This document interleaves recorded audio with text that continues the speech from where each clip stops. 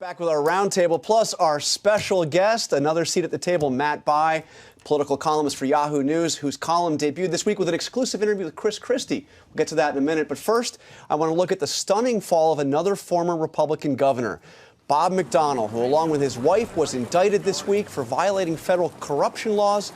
The details of the indictment were shocking. Take a look at this list. Allegations they traded political favors and access for gifts and loans from a wealthy supporter, including a $20,000 shopping spree, a Rolex watch, use of a Ferrari, and even help paying for their daughter's wedding.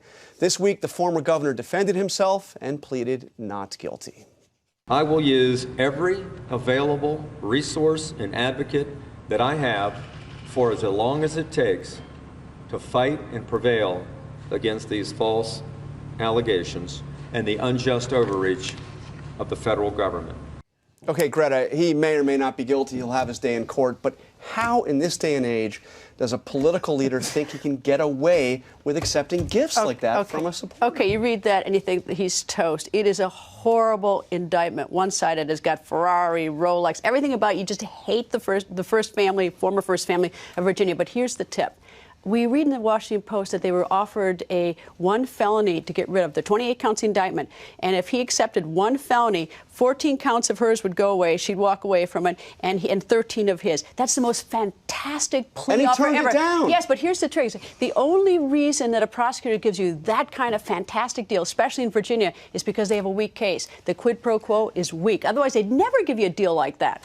But I got to ask you, Senator Santorum, because you're a guy. I mean, you served in Congress, you served in the Senate. Did you have people coming up offering you this kind of stuff? And what would you do if somebody offered you a spin in the Ferrari? No, I mean, really? I'm actually insulted. I'm stunned. I don't know how you could think you could take any of this. I mean, even if there is no quid pro quo, and maybe that's the law in Virginia. You're allowed to accept gifts, and that's okay.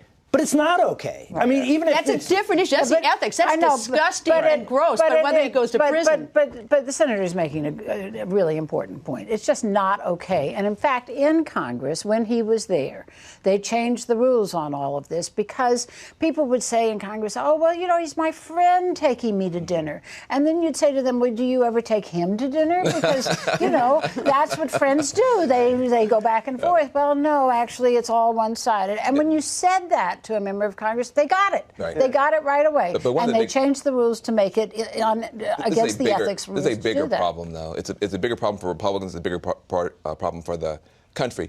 When the shutdown was going on, all you heard was, well, we may have some wacko birds in the Republican Party in Congress, but look at our great governors.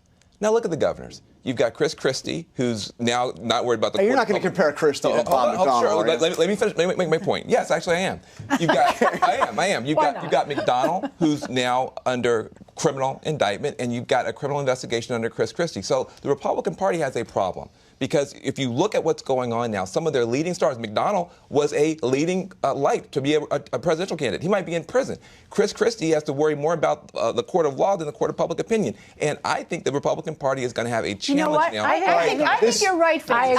I think Vance's right because it rattles the Republican Party and it's a distraction. So I think it actually hurts. All right, Matt Bai's the one guy who sat down with Christie, the only one to do so, only national reporter since that press conference, the famous press conference. What's your take? I think looking at 2016, I mean, I asked him specifically, right, about 2016, and he said, I reminded him, he said he wasn't ready when we talked about it in 2011. He said, I'm readier. I'm thinking about it. And then you think, well, how can that be in a week where you're seeing your poll numbers plummet, in a week where you're seeing this kind of controversy? He said something interesting to me. Governor Christie said, for all the reasons that I've had such an awful week, and this has been all over the news, and they've, it's been the lead story everywhere.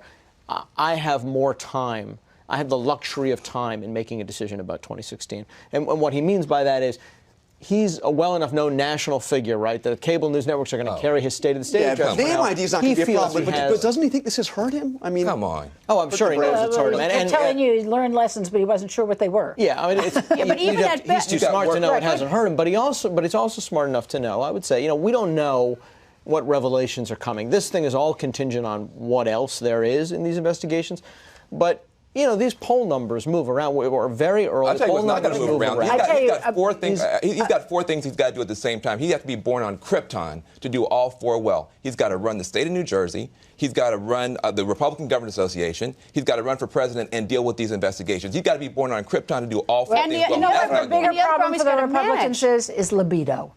Mike Huckabee talking about women's libido and birth control is a much bigger problem. He stole the show at the Republican meeting. And that's a vote they can't But on lose. 2016, I've got to show you this poll. Okay, now 2016 polls are a little ridiculous this far out. But take a look at the leaders here. 13, 12, 11%. This is the first time that we've had a Republican nomination contest where there is absolutely nobody that can lay claim to the title frontrunner. Now, Rick Santorum may try right now, but I mean, someone did win 11 states in the last primary election cycle, and well said. And you know, and look, I think that's a good thing. I mean, we have on the other side the anointed candidate. And that's going to be a problem for them in the long term. I guarantee you that's going to be a problem because there'll be with Hillary Clinton. There'll be a focus on her, and it'll be death by 1,000 cuts over the next 3 years. On the Republican side, the Democrats have a big disadvantage. They have no one to shoot their guns at. I mean, they'll shoot at Christie for now, but I'm someone who in July of 2011. There were 6 leaders in Iowa between July of 2011 and January of 2012. Yeah. That's not a bad thing for the Republican Party to sort of sort this out. You're saying the primary that you guys went through was a good thing for your party last time? It was good for our party. It would have been better had we had they're trying to do everything they can to avoid a different result. But no, it's not a bad thing for there to be. Senator, I disagree with you when it comes to the Democrats and Hillary Clinton right now. You're seeing some very interesting dynamics. First of all, the new establishment, the Obama establishment, Priorities USA, has already moved into the Hillary Clinton camp. So you have both of the Democratic old establishment, new establishment united. It opens up the door for some populists, but here's what's going to happen to you guys. Whoever gets your nomination is going to have to run against 4 of us. Hillary Clinton, Bill Clinton, Obama, and Michelle Obama. All right. Well, it's also a lot of targets. But look, we had 2 cover stories on Hillary Clinton this week, including this kind of creepy one in the New York Times Magazine showing Planet Hillary. But Cokie, can the Democrats really avoid a primary? Is that really? I mean, we've never seen this happen before. No, they won't avoid a primary. There'll be a primary, but that might be a big benefit to her if she can do very well in primaries and show that she is a winner. But, I'm not 100% sure that Hillary Clinton's going to run. I think she's not 100% sure that she's going to run.